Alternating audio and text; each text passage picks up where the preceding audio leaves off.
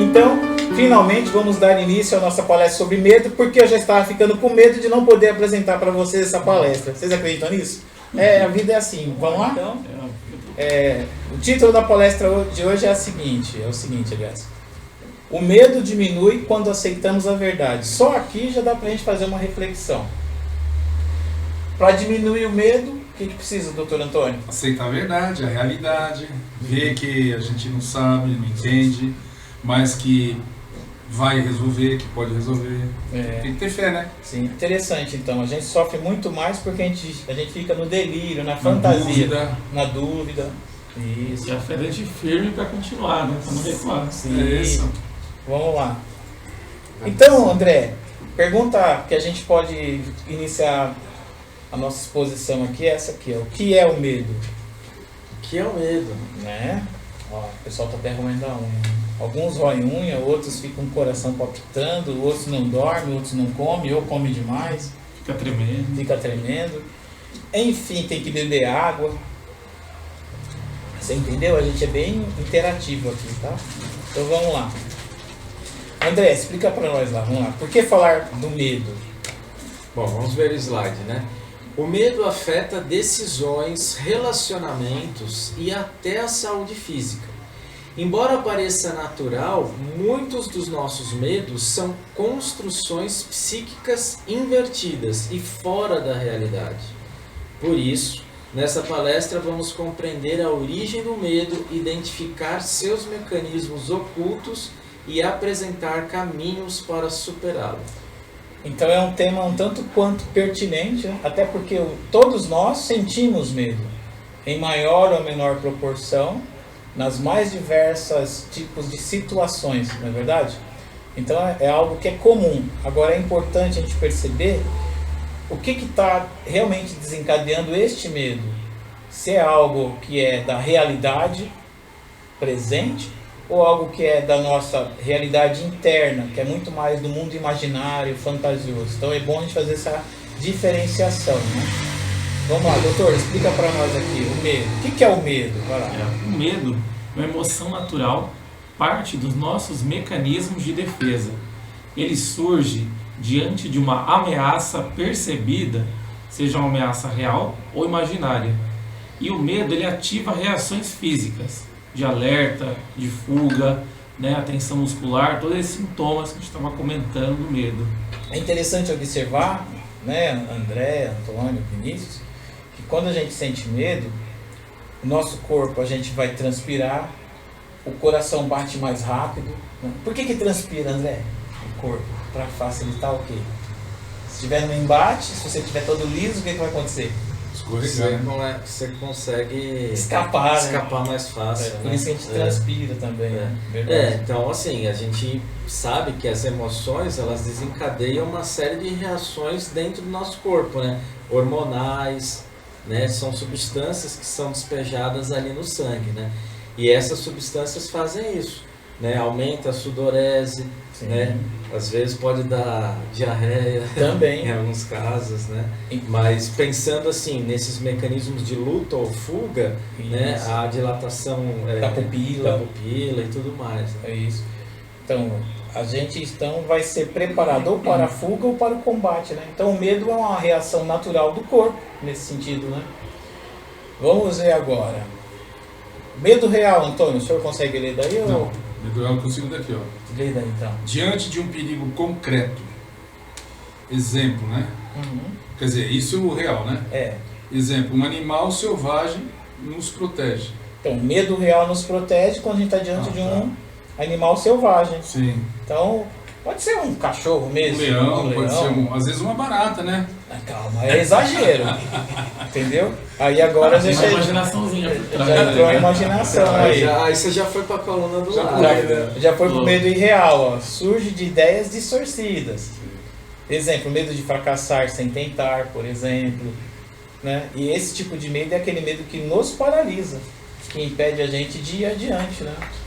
Então, claro que a barata é um bicho nojento, a gente está falando isso, né? Sim, mas é o extremo, né? A reação que a pessoa tem diante do inseto que é extremada. Então a palavra-chave é essa, extremo, né? Isso. Vamos lá.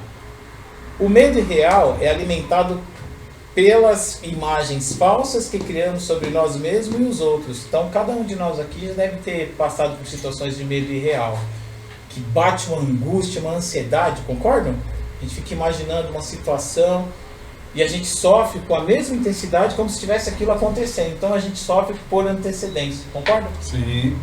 E normalmente nesse processo tem essa criação dessas imagens falsas, né? Terríveis. Ou seja, começa a criar um roteiro na cabeça, né? Sim. E isso que a gente vai embarcando. E nessa criação mental a gente vai sentindo, né? Sim. As Então, coisas. por isso a gente perde sono.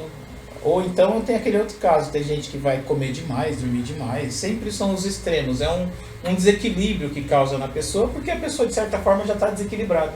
Então o corpo só mostra o que se passa no interior da pessoa, né? Vamos lá. Então, doutor, pergunta-chave. Qual que é a pergunta-chave? De onde vêm nossos medos? Boa. Então, para a gente entender a origem dos nossos medos, é preciso a gente compreender o trio patológico que todos nós temos no nosso interior e não percebemos. Vamos ver aquilo que é esse, ó. A gente vai ter, de imediato, a inveja. Entendemos inveja como o que, André? Por favor. O significado da palavra, né, é não ver, né? Inveja, não ver, vem do latim. E aí, no caso, é o que o ser humano não quer ver, né? O que é bom, belo e verdadeiro. E por isso, o que ele faz? Ele censura, né, essa visão, essa percepção dele. Da inveja. E como ele não vê nada em si, o que ele vai fazer então automaticamente? Ele vai projetar nas outras pessoas, né? Sim. Aquilo que ele não admite ver em si mesmo, Uhum. né? Normalmente as falhas dele, né? Ele acaba vendo na outra pessoa. Mas não só as falhas, né? Também As qualidades. as idealizações que faz. São os extremos, né? Vamos lá. Então, doutor, como é que o senhor pode explicar para nós o que é identificação projetiva? Identificação projetiva, né? Conceito que a Melanie Klein começou os estudos. Colocamos no outro, nas pessoas, objetos, animais, situações, nossos problemas, né? É como eu estava falando agora, né? Viu, né? Não quer ver um problema interno, né? Por exemplo, algum medo, alguma questão e acha que é o outro que tem um problema. Quer ver uma situação? A gente tem uma mágoa, um ressentimento de uma pessoa. Geralmente as pessoas mais próximas da gente, a gente tem críticas contundentes. O senhor concorda, Antônio? Concordo. Certo? Então, pai, mãe, irmão, avô, tio, vizinho, Casamento, casal, né? caso, enfim. Isso que a gente está falando do outro, de alguma forma, também está em quem? Nossa. Em nós mesmos. Então, cada um aí pode pensar, tem uma mágoa do meu pai. Que ideia que você tem do pai, geralmente? Ah, ele era muito teimoso. Ele, às vezes, era ranzinza. Isso me deixava chateado, porque a gente não se comunicava por causa disso. Então, será que de alguma forma o senhor, a senhora não tem essa teimosia no interior e também essa rabugice de alguma maneira, em maior ou menor proporção? Até porque nós somos muito parecidos com os nossos pais, né? É como estar diante de um espelho, né? Olhar para o pai, para a mãe, é estar se vendo também, tanto nas qualidades quanto nos defeitos. Concorda, doutor? Sim, bem isso, né? Pronto, agora, às vezes a gente vai percebendo, gosta uma característica da pessoa, né? Um tio fica se gabando muito, mostrando que sabe fazer tudo. Aí você fica pensando, será que você não gosta mesmo dele ou tem alguma característica ali próxima, né? Geralmente a gente faz uma crítica do outro, azeda, né? Fala assim, fulano de tal é metido, fulano de tal fala pelos cotovelos. Então, falando da gente, né? De alguma forma estamos falando De nós mesmos. De nós a gente mesmos. não percebe aquilo, que não quer perceber, fica identificado no outro. tentando corrigir no outro. É tão verdade que a gente só pode falar o que está fora, aquilo que está dentro, porque se eu não soubesse o que é aquilo dentro, eu não saberia reconhecer lá fora. O que talvez eu não tenha Nem feito envolveria. ainda era me interiorizar e perceber o quanto aquilo está em mim. Porque eu só vejo fora aquilo que está dentro. Talvez eu não entenda ainda como isso está em mim. Então aqui, como é um processo terapêutico, a gente aprende a fazer isso, perceber como que aquilo que está lá fora também está dentro de mim, em maior ou menor proporção. Vamos lá, André. E com relação à idealização, André, como é que se explica esse fenômeno? Então, o fenômeno é o mesmo, só que o conteúdo que é projetado que é diferente. Boa. A gente estava falando aqui daquelas falhas, aqueles vícios, aquelas coisas ruins que a gente tem também dentro da gente, mas que a gente vê no outro, porque a gente, né, não quer ver aqui, a gente joga pro outro. Só que a gente faz isso também com as qualidades, que é esse processo, idealização projetiva. Né? Então existem, com certeza, elementos saudáveis dentro da gente que a gente censura. E aí a gente passa a ver nas outras pessoas. Isso é né? importante. Um exemplo, né? Sim. Só para, por exemplo, no caso principalmente dos namorados, né? Sim. Ou seja, quando você vai começar um relacionamento, você cria toda uma visão daquela pessoa como se ela fosse perfeita. Né? Mas assim, são aspectos bons, vamos dizer assim, que existe dentro de você, né? Só que a pessoa não considera isso dentro de si, né? E vê tudo numa pessoa só. Então é feito assim, no caso do cônjuge ali, né? Quer dizer, o casamento, né? Mas a gente vê também com os ídolos. Time de futebol, time de futebol, religião, cantores, religiões. Então tem essa coisa de endeusar determinada pessoa ou situação. Quer dizer que a pessoa tem uma qualidade, ela tem um talento, ela tem valores que ela, por causa da inveja, não percebe em si. E aí, por ficar numa psique imatura, ela passa a ficar idealizando isso em instituições, personalidades. Às vezes ela fica fanático, né? Assim, sim. Então, mas é por conta dessa idealização que a pessoa faz. Quer dizer, uma pessoa mais madura, ela vai reconhecer, por exemplo, uma religião bonita, interessante, mas ela não vai ficar fanática, né? sim. Então, de certa forma, esses extremos se tocam, né? Tanto só ver defeito como só ver qualidade mostra o quanto a pessoa está fora de si constantemente. E todos nós fazemos isso em maior ou menor proporção dentro de circunstâncias muito apropriadas. Quando estamos apaixonados, por exemplo, a gente vê a pessoa que amamos como? Vixe, coisa mais linda do mundo. Né? Só que isso dura um tempo. Aí depois ele passa dessa projeção das qualidades, passa para a projeção a identificação. Ou seja, aí começa a ver aquelas coisas que ele não admite ver em si, é o Só outro tudo que tem. também. O outro é a fonte dos problemas e tudo mais. Né? Então, porque estamos sempre fora de si, a gente acaba vivendo as consequências dos transtornos da vida. Por isso é importante o processo de autoconhecimento, de interiorização, que é a proposta terapêutica. Vamos lá? Retornar para a realidade. Né? Isso. E ela começa dentro de nós. Essa explicação aqui já foi dada. Então vamos lá. Doutor, fala para nós daqui. Que tal conhecemos por que sentimos tanto medo? Né? é bom, né? Vamos ver? Vamos lá. Então vamos. André. Por que temos medo de falar em público? André, você sabia que esse é o primeiro medo? Primeiro? As pessoas têm mais medo de falar em público que de morrer. Foi feita uma pesquisa que o medo de falar em público, ele está em primeiro lugar. As pessoas têm um medo terrível de falar em público, horror de falar em público. Foi essa uma pesquisa que foi feita e constatado esse medo.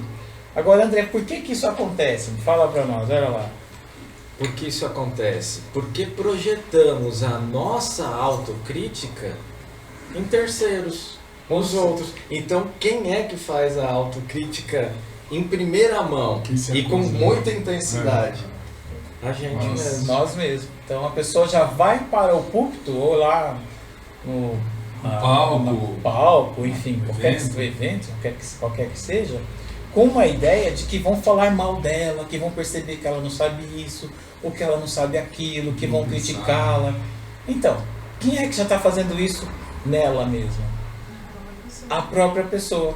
Mas ela não percebe que está fazendo isso. Então ela entra na paranoia. O que é paranoia? É ideia ao lado da realidade. Né? Entra na persecutoriedade, na acusação, achando que tudo vem de fora. Agora, tem um detalhe nisso, né? Bem capcioso, que é mais profundo. Por que ela faz essa autocrítica com ela mesma e ela não percebe? Porque tem algo anterior, que é o que a gente chama de teomania. Sim, né? Ou seja, perfeito, a pessoa ela constrói uma imagem dela de perfeição. Como que ela pode errar? Como ter qualquer deslizezinho, qualquer falha na frente dos outros, entendeu? Então aí... Porque ela está mais preocupada com o julgamento que ela está fazendo e projeta nos outros do que dar o recado para os outros. Exatamente. Porque se ela tem uma coisa importante para falar, fala, dá o afeto. Então, por que que os melhores comunicadores são os grandes fenômenos do mundo? Eles não estão nem aí o que você está pensando dele. Então. Eles se comportam no palco como eles se comportavam quando era criança com 5 anos de idade. Que é o Faustão, o Silvio Santos, o Chacrinha, o Ratinho. Ele fala errado, vai você, quem tem café no bule? Ele está totalmente à vontade. Então, está sendo ele mesmo no que melhor ele pode oferecer, Isso, né? o Faustão ficou famoso e rico falando o quê? Mais do que nunca, tanto no profissional quanto no particular, Ô, louco, ele só meu. mudava o relógio. Ô louco, meu! Só. Só isso. Vamos lá. Próximo. Então, doutor, e esse aqui, ó. Por que temos medo da morte? Olha uma possível resposta. Vamos lá. Porque somos apegados à matéria e desprezamos a espiritualidade.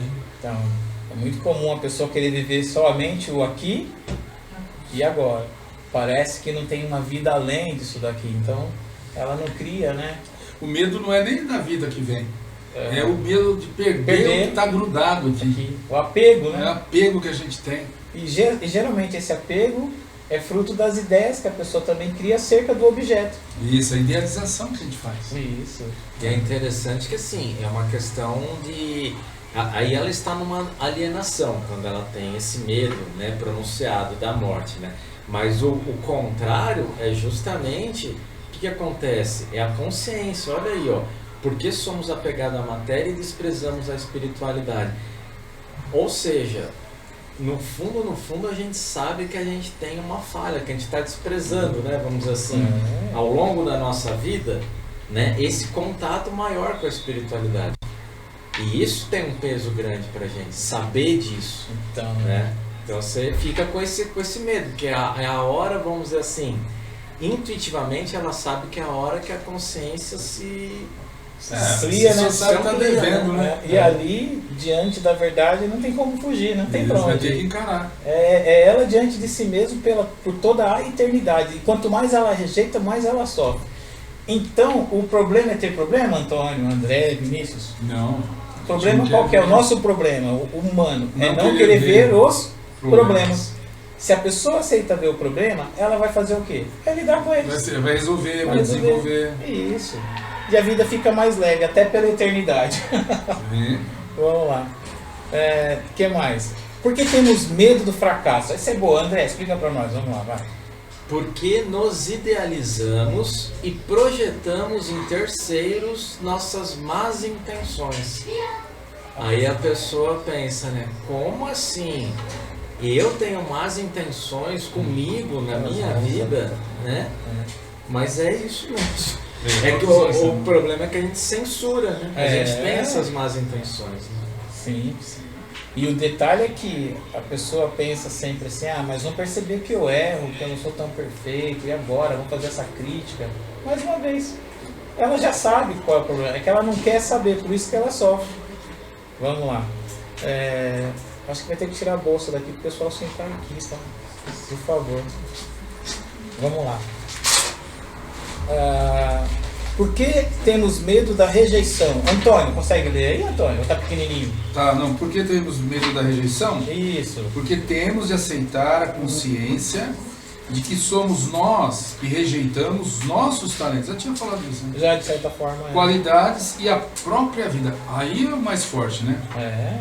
Porque o que é você agir, por exemplo, se aprimorando para escrever, ou para pintar, ou para fazer qualquer arte, ou um trabalho, né? Sim. Você já percebeu que toda a frasezinha que está em vermelho, né? Ela é a consciência, vamos dizer assim, do que a gente faz por baixo do pano. Sim. A pessoa tá rejeitando, sistematicamente, ela não percebe, né, na vida dela, tá rejeitando os talentos dela, as qualidades, a própria vida dela. Então, o que acontece? Ela tem externamente esse medo da rejeição. Que é o que a gente faz. Porque ela vai se assustar, ela vai ver que na verdade a rejeição que é feita é ela. É ela mesma que se rejeita. Então a gente rejeita a consciência do ser que nós somos. Nós não somos o anti-ser. Mas quando a gente fica muito apegado, por causa da inveja, nos objetos, nas coisas, para poder a gente se sentir valorizado, pela idealização e pela teomania, a gente fica identificado depois, porque a gente está rejeitando o nosso ser. O melhor do nosso ser é conforto econômico, conforto de moradia, conforto social, de arquitetura, ir e vir. E conforto não é esbanjar. Não é esbanjar. Nada disso. Agora nós vivemos numa sociedade de esbanjamento. A pessoa às vezes esbanja invertidamente até a própria miséria com orgulho. Isso devia ser uma vergonha. Mas olha a inversão mental que faz, né? Agora vamos falar de outro medo. Doutor, qual que seria outro medo? É medo de altura, né? Por que temos medo de altura? O que o senhor acha? Vamos lá. Que não queremos ver a nossa autodestruição, inveja do bem, da vida, da beleza e sobretudo de Deus. Então, imagina, né? Na altura, está lá no alto. Se coloca lá em cima, né? No alto a gente pode ver tudo, concordam? Quando a gente pode mais alto, se vê mais longe, né? Então você pode ver tudo.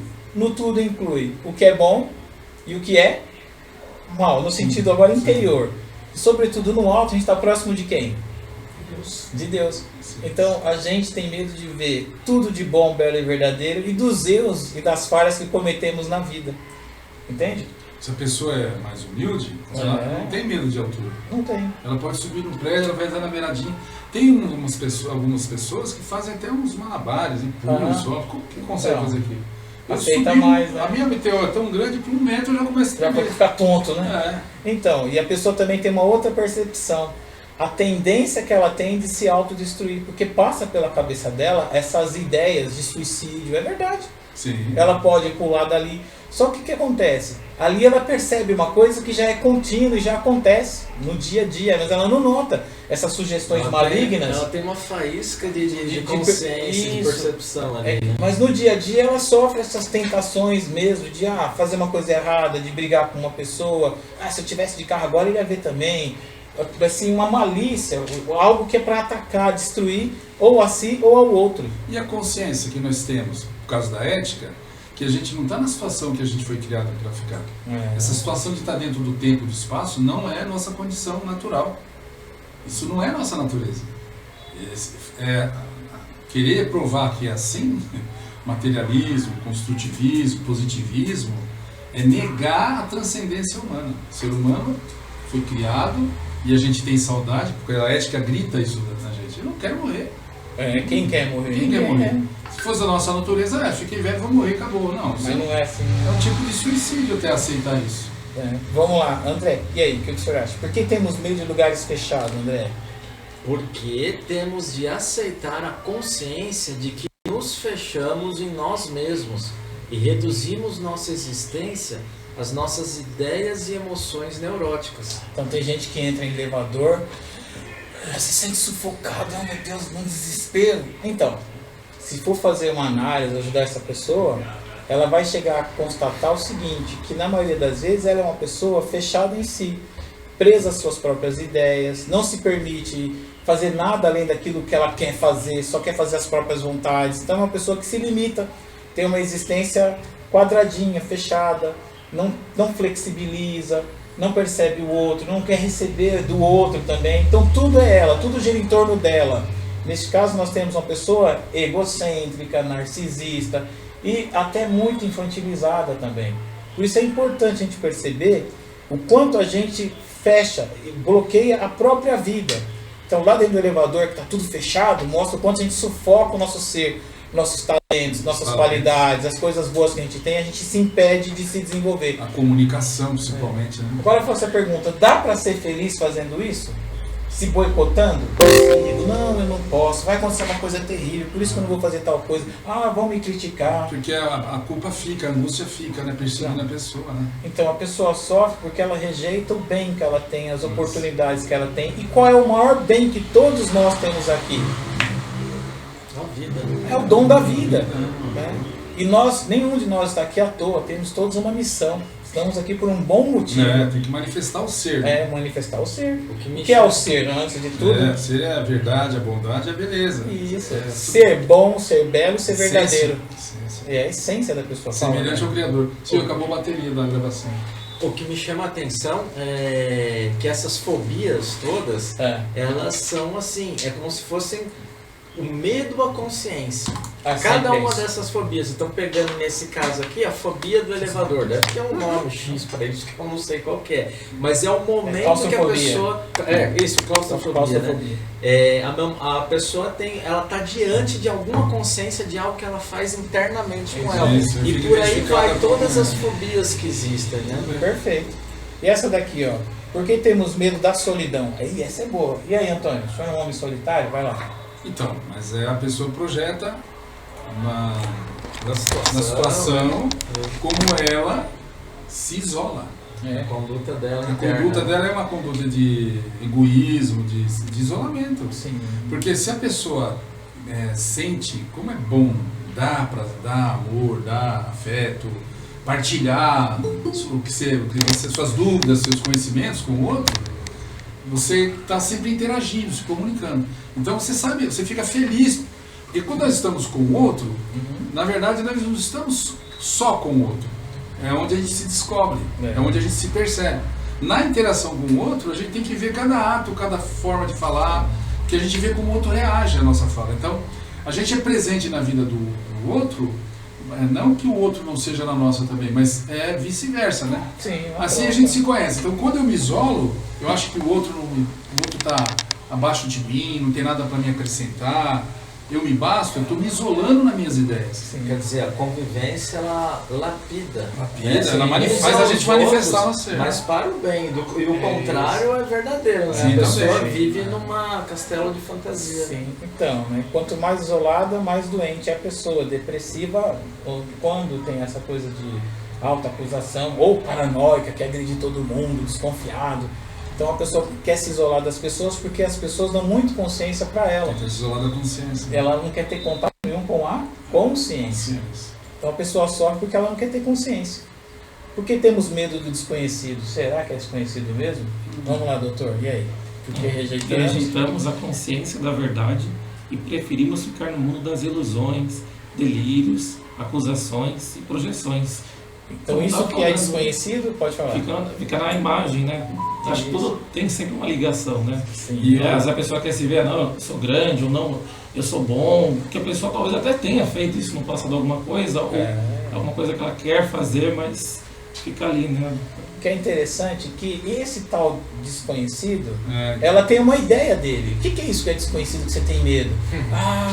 Eu acho que é alguém violento que está ali, é um demônio, é aquilo, não sei o que. Então, será que isso que você está vendo lá fora, não é isso que está aqui dentro, que você não quer ver em você, que está te consumindo? Então a pessoa não tem medo do desconhecido, ela tem medo de ver aquilo que ela não quer ver. Por isso que ela sofre. Se ela aceitar ver esse monstro, ela vai ver que é um anão. E não tem toda essa força, mas porque ela não quer ver, ela sofre. O mais engraçado é que esse desconhecido é um apelido que ela dá Sim. para um monte de construções mentais que ela conhece muito bem, porque ela fica criando isso. Sim. Entendeu? Vamos lá. Então é bem nesse Só uma sentido. questão também para não passar. O que mais a gente também fica provocado a entrar na emoção é o desconhecido que a gente quer provar que a gente não conhece. Porque a gente quer provar que quem que a gente quer provar que não existe, que a gente não conhece? Por que nós temos tantas igrejas, tantas filosofias para arguir, para tentar provar como é que se chega a Deus? Se cada ser humano, quando nasce, você pergunta para uma criança que tem um Criador, ela quer conversar sobre aquilo, porque ela tem essa ideia dentro dela ainda naturalmente. E quando a gente fica adulto, a gente diz, não, para mim Deus não existe, não, a gente quer sofisticar o negócio. Mas cada ser humano, é isso que eu queria dizer, tem uma objeção, uma aversão ao Criador, por causa da inveja universal. Então vamos lá, próxima. Né? Por que temos medo de perder o controle? Olha, essa é boa, né? Ficar transtornado, irritado, brigar com alguém, aprontar, fazer loucura. Por que, André? Vai lá. Porque acreditamos que se vermos o problema, temos o problema. E se não vermos, está tudo bem, o que é um grande engano. Então, para todos nós aqui, quem está online também, é importante perceber como a gente é emocional. Que fica vindo à mente coisas que a gente depois fica preocupado, ansioso. Putz, mas eu pensei isso. Nossa, eu deveria ter feito aquilo. Não sei o quê. Então, percebe que já é emocional, que é descontrolado. Por quê? A gente vendo que a gente é descontrolado, a gente começa a ficar mais o quê? Controlado. Verga, né? Vai, Humildade. não vai se deixar levar por esse Tá. ímpeto, seja de agredir ou de se, vamos dizer, se anular, se esconder do mundo, da vida, de não fazer o que precisa ser feito. Então a pessoa que se coloca numa ação coerente, verdadeira, não vai se deixar levar pelas más intenções, por medos que não tem nada a ver com a realidade. E o inverso é verdadeiro, né? Quanto menos quer ver que é descontrolado, Mais se torna. intenso isso fica, né? Então é bom a gente ver que a gente é emocional. Todo mundo é emocional, em maior ou menor proporção. Cada um tem uma reação quando está na emoção exacerbada. Se tiver com um controle de TV na mão, o que que faz? Joga. Outros mordem. Outros mordem, é verdade. Outros gritam, choram, esperneiam, atacam, né? Manda recado no WhatsApp lá. Não vou fazer isso não. Aí volta. Ainda bem, né? Ainda bem, né? Às Tem vezes- esse pingo. às vezes você manda mesmo. Mas quando manda e depois não dá pra voltar. Aí aí foi. perde a amizade. Vamos lá. Próximo. Vamos direto. Essa aqui é boa, Antônio. Todo mundo tem medo disso daqui, mas não tem jeito. Mas é bom, não é, Antônio? Presta atenção. Só envelhece quem tá o quê? Quem tá vivo. Pronto. Então, graças a Deus, a gente tá ficando velho. Lembre-se disso. Hoje eu tive essa consciência, Nem pessoal. todos têm essa sorte. Nem né? todos. Eu tive essa consciência hoje. Eu tava lá tomando meu café e tal. Aí eu olhei para aquele quadro novo que tem em casa agora, que tem minha família, tá lá meu pai, minha mãe, né? Eu olhei assim, nossa. Não é pra rir não, viu, Silvio? Eu olhei assim, nossa. Quando eu me casei, eu tinha a idade do meu pai. Hoje eu tô com a idade do meu pai, 50 anos. Vocês estão entendendo o negócio? Ó, o tempo passa muito Já era. rápido. Eu já passei dos meus dois. Para vocês terem uma ideia, esse rapaz que está aqui do meu lado, ele me conhece de quando eu tinha 6, 7 anos de idade, o Antônio. Faz tempo, né, Antônio? Faz tempo. Meus amigos são amigos de longa data. Tem o Edson ali que tem 23 anos, tem o Sidney que vem aqui às vezes, são 40 anos de amizade também. O André é mais novinho. E outros aqui também. Mas todos são muito bem-vindos quando são meus amigos, tá? Vamos lá, vamos continuar. Boa. Antônio, agora a gente vai falar... Mas, Valdemir, já passou. Já, né? Opa. Fundamental. É fundamental que o doutor lê para nós, por favor. É fundamental que o leitor perceba que o indivíduo que realiza esse processo, projeção da idealização e da identificação, não tem o menor contato consigo mesmo. Por isso, é importante a aceitação da consciência das mazelas que projetamos no mundo exterior, que é causa de muitos transtornos e medos. Então, pessoal, aqui, para sintetizar essa ideia, é a seguinte. No geral, todos nós projetamos tanto as nossas qualidades quanto os nossos defeitos. Todos nós fazemos isso em maior ou menor proporção. Quanto mais fazemos isso sem o perceber, mais estamos fora de si. A gente fica transtornado, alienado, troca os pés pela mão, toma decisões enviesadas que podem nos trazer problemas. Mas quando a gente está em si, aí a gente fala, não, eu vou fazer besteira. Se eu fizer isso, eu vou estragar minha profissão, vou estragar meu relacionamento, vou estragar minha saúde, vou estragar minha amizade. Não vou. Dá vontade ou não dá, Antônio? Sim. Dá. Mas a gente tem que ser guiado pela vontade ou pela razão? Ou pela ética, né? Pela ética, o amor. Isso. Então é fácil. Se está sofrendo é porque está atacando o que é bom, belo e verdadeiro. Então, o dispositivo de destruição da ética que traz prejuízo para nós é a vontade. Então, quando a gente solta a vontade da gente não leva vantagem. A gente se prejudica porque a gente acha que vai prejudicar o outro. Então, não me importa que eu vá me prejudicar, eu prejudicando o outro é o que importa. Mesmo que eu me lasque depois. Só que depois que está com as consequências, aí dá fica pra tentando voltar, né? remediar, não tem mais jeito. É. Então, quem age nas emoções estraga tudo que tem de bom, né? E é bom desconfiar, né? Vamos desconfiar antes de fazer besteira. Sim. Próximo é esse aqui, ó. Na verdade, o medo diminui quando o quê, doutor? Quando aceitamos a verdade. Agora, André, e essa imagem da pessoa saindo desse túnel escuro e indo para a luz? Que ideia que o senhor consegue perceber ali? Aceitando a consciência, né?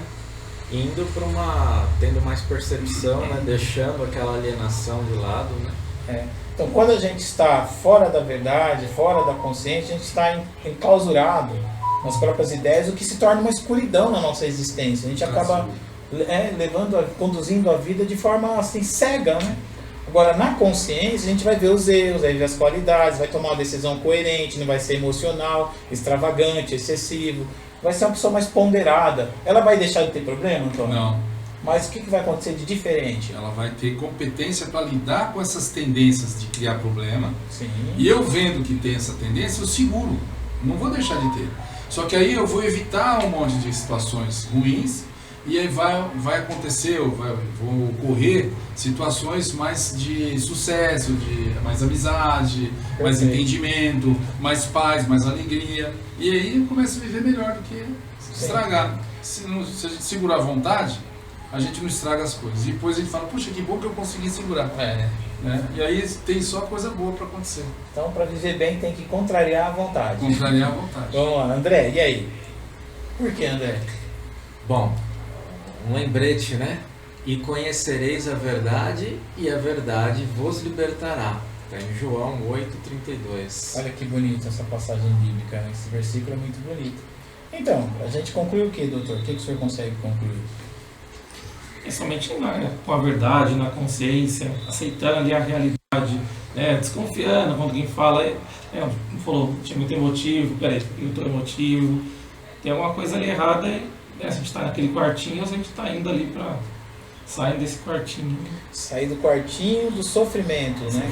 E perceber que muitos dos nossos medos são consequências do que então? Das nossas paranoias, das nossas fantasias. E Da que se nossa a gente, ruindade.